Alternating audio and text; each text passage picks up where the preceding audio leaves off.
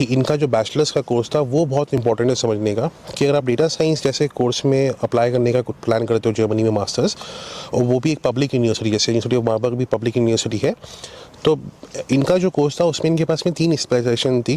पहला इनके पास में स्टैटिस्टिक्स था, कंप्यूटर साइंस था और मैथमेटिक्स था। वही एक सबसे बड़ा फैक्टर भी मैं मानता हूँ कि भाई आप जब डेटा साइंस के लिए अप्लाई करते हैं तो वहाँ पे आपको मैथ्स के स्टैट्स के मॉड्यूल्स काफ़ी ज़्यादा चाहिए होते हैं। अब जैसे मुस्कान भी बता सकती है कि क्या एग्जैक्ट रिक्वायरमेंट थी। Hi everyone, Anshul here from RK overseas education, और आज मैं मार्बर्ग में हूँ। मैं विज़िट किया हूँ यूनिवर्सिटी ऑफ मार्बर्ग, और मैं मुस्कान के साथ में हूँ। तो मुस्कान यहाँ पे मास्टर्स का कोर्स कर रही है डेटा साइंस के लिए, 4 सेमेस्टर का कोर्स है ये, और काफ़ी थोड़ा सा अलग कैंपस है ये, क्योंकि मार्बर्ग वैसे तो आप जब उतरेंगे मार्बर्ग के हवाबानों पे तो काफ़ी ब्यूटीफुल एक व्यू मिलेगा आपको, बहुत अच्छा सा शहर लग रहा है। जो यूनिवर्सिटी है इसकी वो आपको सेंटर में नहीं मिलती है, मतलब जो शहर का सेंटर है वहाँ पे नहीं है। इनफैक्ट ये थोड़ा सा आप उसको कह सकते हो प्लेटू का एरिया, वैली का एरिया, तो यहाँ पे आपको पहाड़ चढ़ के समझ लो थोड़ा सा ऊपर आना पड़ता है यूनिवर्सिटी के लिए, है ना। और क्योंकि आज संडे है तो हम लोग को भी बस उतनी फ्रिक्वेंट नहीं है, तो हम भी फिलहाल टैक्सी से अभी यहाँ पे पहुँचे हैं फ़िलहाल। तो काफ़ी जल्दी अंधेरा हो जा रहा है, विंटर का टाइम चल रहा है यहाँ पे, अप्रॉक्सीमेटली 4:30-5 बजे ही पूरा डार्क हो जाता है यहाँ पे। तो पीछे ही यूनिवर्सिटी ऑफ मार्बर्ग का कैंपस है, और इस वाले वीडियो में जो बेसिकली पॉइंट था डिस्कस करने का वो ये था कि जैसे मुस्कान जो यहाँ पे आई थी वो समर 24 के इंटेक में आई थी, और क्या क्या रिक्वायरमेंट्स हैं यूनिवर्सिटी का डेटा साइंस के कोर्स के लिए, क्योंकि यहाँ पे सिर्फ डेटा साइंस इंग्लिश में नहीं, यहाँ पे आपको कंप्यूटर साइंस भी इंग्लिश में मिलता है, प्लस आपको बिजनेस इंफॉर्मेटिक्स का कोर्स है वो भी इंग्लिश टॉट प्रोग्राम है मास्टर्स के लिए। तो सबकी रिक्वायरमेंट तो मैं इस वीडियो में डिस्कस नहीं करूँगा, बट ऑफ कोर्स हम लोग जो डिस्कस करने वाले हैं वो डेटा साइंस की रिक्वायरमेंट डिस्कस करेंगे।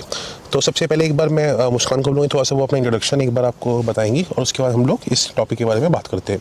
सो मुस्कान, एक बार प्लीज़ इंट्रोड्यूस कर दो अपने को। Hi guys, my name is Muskan and I came here in Marburg for my summer 2024 semester, and my course is Masters in Data Science, and I came in the month of May 2024. 15 के around में course start हो गया था, but मैं May 15 में आई थी क्योंकि मेरा वीज़ा थोड़ा लेट आया था। हाँ, और मेरा जो बैकग्राउंड है, मैंने BSc करी है इंडिया से, बनस्थली विद्यापीठ से, और मेरा जो कोर्स था वो था BSc in specialisation with maths, stats and computer science.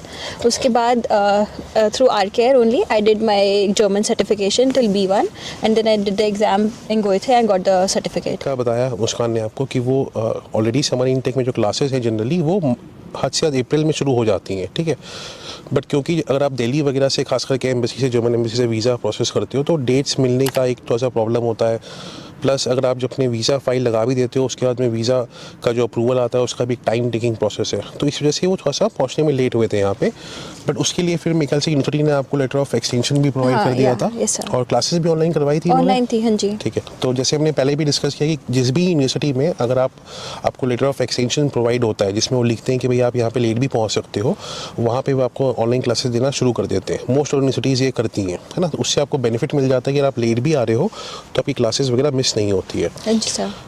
दूसरा एक जो पॉइंट जैसे मुस्कान ने बताया कि इनका जो बैचलर्स का कोर्स था वो बहुत इंपॉर्टेंट है समझने का कि अगर आप डेटा साइंस जैसे कोर्स में अप्लाई करने का प्लान करते हो जर्मनी में मास्टर्स, और वो भी एक पब्लिक यूनिवर्सिटी जैसे यूनिवर्सिटी ऑफ मार्बर्ग भी पब्लिक यूनिवर्सिटी है, तो इनका जो कोर्स था उसमें इनके पास में 3 स्पेशलाइजेशन थी। पहला इनके पास में स्टैटिस्टिक्स था, कंप्यूटर साइंस था और मैथमेटिक्स था। वही एक सबसे बड़ा फैक्टर भी मैं मानता हूँ कि भाई आप जब डेटा साइंस के लिए अप्लाई करते हैं तो वहाँ पे आपको मैथ्स के स्टैट्स के मॉड्यूल्स काफ़ी ज़्यादा चाहिए होते हैं। तो उसके बारे में आप जैसे मुस्कान भी बता सकती है कि क्या एग्जैक्ट रिक्वायरमेंट थी और किस तरीके से आपको इसमें हेल्प मिला एडमिशन मिलने के लिए। हाँ जी सर। सो क्योंकि मेरे पास मैथ्स, स्टैट्स और कंप्यूटर साइंस तीनों के मॉड्यूल्स थे, इसलिए मेरा जो एडमिशन होना बहुत इजी हो गया था, क्योंकि मेरे जो क्रेडिट पॉइंट्स थे थोड़े कंपैरेटिवली मैच कर रहे थे। ठीक है। बट उसके अलावा भी मेरे पास कंडीशनल मॉड्यूल्स हैं अभी जो मुझे फिनिश करने अपनी ग्रेजुएशन से पहले। ठीक है। जो मान लो total number of credit points जो थे मुस्कान ने जो BSc किया था, या मान लो कोई और भी आप लोग अगर BSc या BCA के कोर्स से अगर आपने पढ़ाई करी हुई है, आप लोग के जो क्रेडिट पॉइंट्स होते हैं 3 साल की डिग्री में, वो 3 साल की डिग्री में जो क्रेडिट पॉइंट्स होते हैं वो अप्रॉक्सीमेटली 140-150 के बीच में ही होता है, ठीक है। और ये क्योंकि बहुत सारे लोग क्वेश्चंस ये सवाल करते रहते हैं कि भाई क्या हम लोग को 3 साल की बैचलर्स की डिग्री इंडिया में होने के बाद में क्या मैं जर्मनी में मास्टर्स के लिए अप्लाई कर सकता हूँ क्या। उसका बहुत सिंपल सा मैंने पहले भी कई बार बता रखा है कि भाई ऑलरेडी हमने स्टूडेंट्स इसमें एडमिशन मिले हैं और भी वीडियो शेयर की थी, मुस्कान आपके साथ है सामने कि भाई मुस्कान को भी एडमिशन मिला हुआ है। तो उसका कॉन्सेप्ट बहुत सिंपल है कि आपको 3 साल या 4 साल वाला हिसाब नहीं देखना है, ठीक है। आपको क्या देखना होता है कि भाई आपकी जो बैचलर्स की डिग्री थी उसमें आपके जो क्रेडिट पॉइंट्स थे 140 150, उसको जब आप ECTS में कन्वर्ट करोगे वो रफली निकल के आएगा 176 के आसपास में, है ना। उससे आप उन यूनिवर्सिटीज़ को टारगेट करो जर्मनी में जो लिखते हैं अपनी रिक्वायरमेंट में कि भाई हमें आप मास्टर्स के लिए वो लोग अप्लाई करें जिनका बैचलर्स में 180 ECTS बन रहा हो, वो 3 साल वाले कर सकते हैं। और जिनका 180 बन रहा होता है वो साथ के साथ में आप हमेशा देखना कि वो वाले जो मास्टर्स के कोर्स होते हैं जर्मनी में वो हमेशा 4 सेमेस्टर के होंगे। जो भी यहाँ पे मास्टर्स की डिग्री 3 सेमेस्टर की हो रही होती है वो 90 ECTS की होती है। उसमें फिर आपके पास में इंडिया से बीटेक का 4 साल का कोर्स होना चाहिए वैसे सिचुएशन में। प्लस एक दूसरा जैसे एक बहुत बड़ा फैक्टर आता है, खाली क्रेडिट पॉइंट्स का नहीं होता है, मार्क्स भी उतना ही इंपॉर्टेंट होता है जो आप यहाँ पे अप्लाई कर रहे होते हो। मुस्कान, आपके CGPA कितने थे बैचलर्स में? मेरा बैचलर्स में टोटल था 8.54 और उसको जर्मन ग्रेड में जब कन्वर्ट किए तो कितने आए? कुछ 1.6 to 1.7 था सर। ठीक है, तो 1.6 या 1.7 एक डिसेंट अच्छा ग्रेड में आता है। डिसेंट भी क्या, वो उसको गुड ग्रेड के आसपास में वो आता है जिससे आपके एडमिशन चांसेस हमेशा बढ़ जाते हैं। इसके अलावा भी देखो लैंग्वेज प्रोफिशिएंसी की भी रिक्वायरमेंट होती है, वो भी आप मुस्कान जैसे आपके लिए लैंग्वेज प्रोफिशिएंसी क्या था एक बार वो भी प्लीज़ बताना। हाँ जी सर, सो मैंने यहाँ पे आने से पहले अपना B1 सर्टिफिकेट कंप्लीट किया था, B1 लेवल जर्मन का। एंड इट लाइक ये बहुत यूज़फुल रहा है मेरे लिए अब तक, मतलब मुझे 6 मंथ्स हो गए यहाँ पे। लाइक क्योंकि लाइक यहाँ पे जॉब मिलना सबके लिए बहुत इंपॉर्टेंट है, क्योंकि सब कहते हैं कि जर्मन्स को इंग्लिश आती है but they still like want you to speak in German rather than in English. English आती भी है, देखो बहुत वीक होती है इनकी इंग्लिश, है ना, क्योंकि जैसे अपने लोग हिंदी में एक्सपर्ट है वो जर्मन बोलने में एक्सपर्ट है, उनको इंग्लिश बोलने में हेजिटेशन होता है, इसमें कोई डाउट नहीं है। And they want you to कि आपको आनी चाहिए, आप यहाँ पे आए हो तो आपको आनी चाहिए। तो मुझे लगता है लैंग्वेज सीखना एक बहुत इंपॉर्टेंट बात है। तो आपके आइल्स में कितने स्कोर थे? सर मेरे आइल्स में 7.5। ठीक है, तो जो यूनिवर्सिटी ऑफ मार्बर्ग में अगर आप इनके तीनों ही कोर्स देखोगे ना, डेटा साइंस, कंप्यूटर साइंस या बिजनेस इन्फॉर्मेटिक्स का, सब में ही आइल्स में 7 लगभग मांग रहा होता है। तो 6.5 के भी आप में यहाँ पे नहीं हो पाएगा, यहाँ पे MOE नहीं चलता है।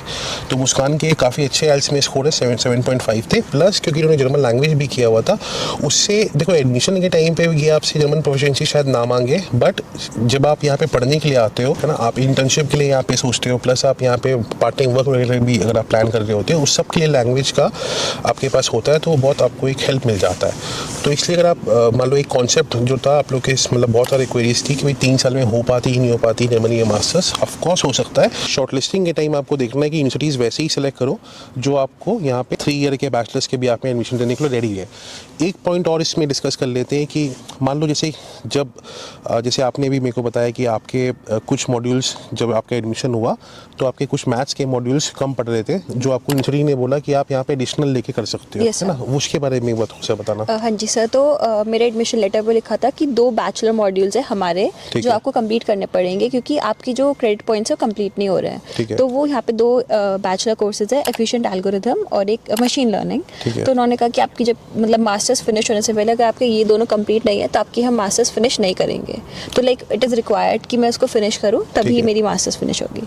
तो मतलब मेरे और भी फ्रेंड्स हैं जिससे जो बीटेक वगैरह से भी है, उनको भी कंडीशनल मॉड्यूल्स मिले हुए हैं। ऑल्दो उन्होंने बीटेक करी है बट कुछ कभी कभार हो जाते हैं, 1-2 मॉड्यूल रह जाते हैं, तो ऐसे कंडीशनल मॉड्यूल्स ही दे देते हैं बैचलर कोर्सेज के। मतलब जो बैचलर्स यहाँ पे हो रही है मार्बर्ग में डेटा साइंस में, उसके कोर्स हमें करने पड़ते हैं, बट उसके हमें क्रेडिट पॉइंट्स नहीं मिलते हैं। अच्छा, उसके क्रेडिट पॉइंट्स नहीं मिलते, ठीक है। मान लो जैसे BSc में मैथ्स और स्टैट्स होने के बाद भी जो यहाँ पे एडमिशन की रिक्वायरमेंट थी उसके हिसाब से अगर इन्होंने देखा कि आपके बैचलर्स में कुछ मॉड्यूल्स कम है जो इनको यहाँ पे चाहिए होते हैं, और आपका क्योंकि बाकी एकेडमिक बैकग्राउंड आपका काफ़ी स्ट्रॉग है, आप इनकी बाकी रिक्वायरमेंट्स को पूरा कर रहे हो, वैसे में यूनिवर्सिटी ऑफ मार्बर्ग से आपको ये बता दिया जाता है कि भाई आपको हमने एक्सेप्ट कर लिया एडमिशन में, बट आपको जो आपके मास्टर्स के जो सब्जेक्ट्स हैं उसके अलावा एडिशनल मॉड्यूल्स भी लेने पड़ेंगे जो कि आपको क्लियर करने होंगे, तभी जाके आपकी डिग्री कंप्लीट हो पाएगी। अगर आप उन एडिशनल मॉड्यूल्स को सोचते हो कि भाई उसको नहीं करने की ज़रूरत है, ऐसे नहीं हो सकता। आपको अपने करंट सब्जेक्ट्स के साथ में वो एडिशनल मॉड्यूल्स भी मैंडेटरी होगा कि आप कंप्लीट करो, तभी डिग्री अवार्ड होगी। यही है। एक और पॉइंट इसमें डिस्कस करना था मेरे को कि जैसे हमने जैसे मुस्कान के एप्लीकेशन हमने विंटर 23 इंटेक से हमने प्लान किया था, बट उस समय हमने काफ़ी ज़्यादा फोकस जो किया था वो सारे ही कोर कोर्स जिसमें हमने 1.5 साल के मास्टर्स के लिए भी प्लान किया था, तो प्लस अपने पास लैंग्वेज की भी सर्टिफिकेट उस समय नहीं थे पूरे, है Yes, ना? sir. तो वो जर्नी कैसा था आपको? क्या ऐसा महसूस हो रहा था कि भाई मेरा एडमिशन नहीं हो पाएगा जर्मनी में? ऐसे हाँ जी। थॉट्स वगैरह आए थे उस टाइम पे? हाँ सर, क्योंकि सारी यूनिवर्सिटी से ही रिजेक्शन आ गया था, जी। तो लग रहा था कि शायद अब तो नहीं हो पाएगा, बट मनी दीदी और आपने काफ़ी लाइक फोकस किया, नहीं हो जाएगा, नेक्स्ट टाइम ट्राई करते हैं, देन फिर देखेंगे, बट फिर नेक्स्ट टाइम में हो गया था। तो even my parents were very concern कि क्या हुआ, क्यों नहीं हो रहा है। जब रिजेक्शन आता है तो लगता ही हाँ, है। होता है। Yes, sir. तो रिजेक्शन चाहे एक आए, चाहे वो 2 आए, 3 आए, रिजेक्शन एक आपके पास आता है तो वो सभी को होता है, खाली स्टूडेंट्स को नहीं, बट पेरेंट्स को भी वो चीज़ एक फील होती है।